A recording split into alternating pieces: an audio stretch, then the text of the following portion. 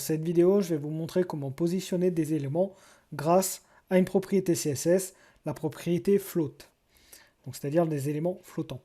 Donc on va déjà commencer en rajoutant une image. Je vais remettre l'image que j'avais mis de mon logo. Donc je vais aller la récupérer. Vous pouvez mettre celle que vous voulez, encore une fois, peu importe. Donc je mets cette image, je ne mets pas de texte alternatif, je vais au plus pressé. Donc j'ai mis mon image, et si je rajoute un texte à côté de cette image, donc je vais le mettre dans une balise P par exemple, et je vais mettre texte, où je vais faire un lorem ipsum. Voilà, donc vous pouvez écrire lorem, et si vous cliquez, ça va vous générer un texte aléatoire. Voilà, c'est juste pour avoir un petit peu de contenu. Donc je l'ai mis, et si j'actualise, on va avoir le texte qui s'affiche à côté. Donc d'ailleurs, j'aurais pas dû le mettre dans une balise P parce qu'on ne voit pas que la balise image est une balise de type inline. Si je le fais ainsi, donc là je supprime la balise P, et vous allez voir, voilà, on se retrouve à avoir le texte qui démarre bien à côté de l'image. Mais moi, ce que je voudrais, c'est que mon texte soit carrément à côté de celui-ci en partant du haut. Donc pour faire ça, il va falloir définir mon élément image ici comme étant un élément flottant. Donc je peux faire ça en rajoutant une classe CSS. Donc je vais aller le créer à l'intérieur ici. Et je vais créer une classe que je vais appeler float left. Et je vais mettre la propriété float left. Je vais faire exactement la même chose pour un float right. Comme ça me permettra de l'utiliser également. Voilà, donc j'ai mes deux classes, float left et float right.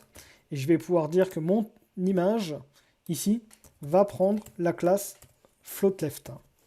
Et vous allez voir que directement, le texte va se placer à gauche de l'image, mais directement en partant du haut. Je peux également rajouter une autre image en mettant en float right. Donc c'est ce que je vais faire. Mettre ici, ou à la suite d'ailleurs, je ne suis pas obligé de le mettre là. Je vais le mettre ici et je vais utiliser float right. Et je vais mettre le texte en dessous. Et vous allez voir que une image est apparue à droite et le texte s'est placé dans le reste des espacements. Si on fait F12, alors du coup l'image là elle est partie en dessous à cause de cette chose-là, parce qu'elle n'avait pas assez d'espace. Donc vu qu'elle n'avait plus assez d'espace par rapport à l'autre image, vous voyez elle passe en dessous. Donc je ne peux pas vous le montrer là, l'image est trop grande, ou alors je vais réduire la taille. Donc ce que je vais faire, je vais définir une taille. Est-ce que je l'avais fait en haut?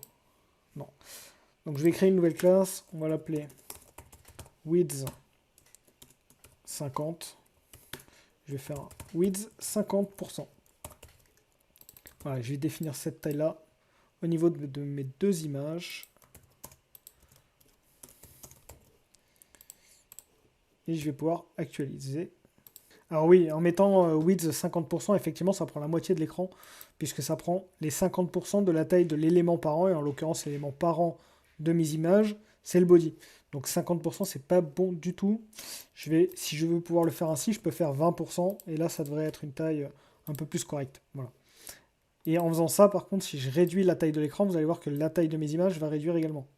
Puisqu'effectivement, j'ai dit que ça prenait 20% de l'espace de la taille de l'élément parent.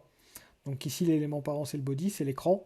Et du coup, effectivement, la taille de mes images est à 20% de la taille de l'élément parent.